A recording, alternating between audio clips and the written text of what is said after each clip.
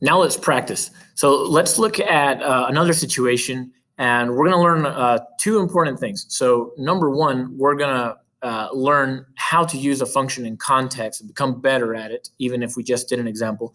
But number two, we're going to get really good with Desmos. So Desmos helps us out a lot. So that's why I'm making this video on Desmos. So here we have a prepaid cell phone plan, like I mentioned before. And the function that we have right here is C of M equals 15 plus 0.10 M. And first thing I'm going to say is you see the function that I wrote at the top. I wrote it with X's. For some reason or another, not every variable is treated the same in Desmos. So I would recommend when you're using, an input, use the input X. It doesn't matter what you use for your output. You can use F of X, you can use C of X, D of X, H of X. Most of those are fine, but you want to use X as your input, as your independent variable. All right, so basically what the function means is C of X is the cost, X is the amount of minutes that you talk. So this is a function that depends on the minutes. Your bill for a prepaid plan is going to depend on how many minutes you actually talk. So there are still some plans out there that function that way. All right, no pun intended. Number one, you need to know how to make a table of values. So to make a table of values, what you need, well, first of all, you need a function. So I have my function, C of X equals 15 plus 0.10X. And what I do to create a table, there's a couple of ways, but the most direct way is you go to Edit List, and you go right here, Convert to Table. So I'm going to do that, and voila, I've got a table. That means I don't have to physically go in and do all my evaluations by hand.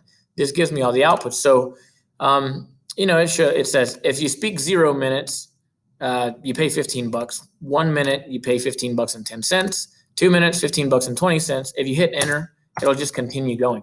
The neat thing about these tables is you could say, well, let's be more realistic. What if I talk 100 minutes? Well, then you can see, well, your bill is going to be $25, right?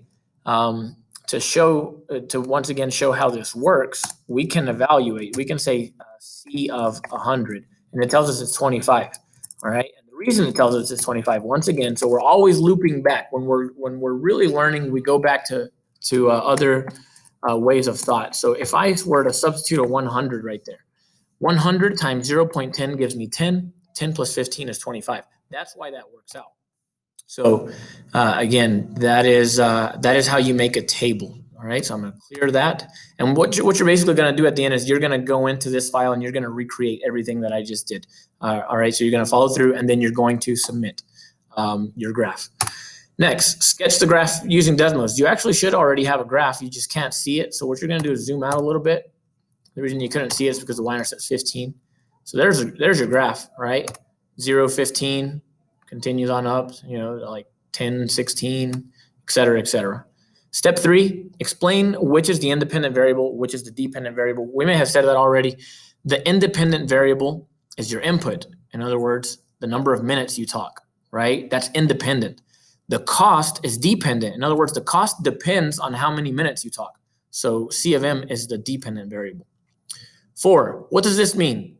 C of 35 equals 18.5. So take a second to think about that. Well, 35 is the amount of minutes. 18.5 is the amount of money. So that means 35 minutes talk, $18.50 bill. Number 5, excuse me, my Zoom. What does C of 300 mean? Well, that means how much do you have to pay if you speak 300 minutes? That's a very simple problem. You substitute 300, and you should get an output. I think off the top of my head, 300 is 30. I think you should get 45 for that. All right. Number 6, interpret this statement. What does it mean to say 120 equals C of M? That is saying, well, C of M is your output. That means that 120 equals means is. 120 is your output. All right. And that's just to check to see, make sure that you're not seeing 120 as the amount of time, or the amount of minutes or anything. You're actually looking for the minutes. Last question, what value of M satisfies this equation? In other words, explore, see how many minutes you have to talk to get a bill of $120. That'd be a lot of minutes, okay? Last thing I'm gonna say, when you are done and you have entered your answers, you go up here to the top, share graph, copy this link, and that's the link that you submit to me. That is it.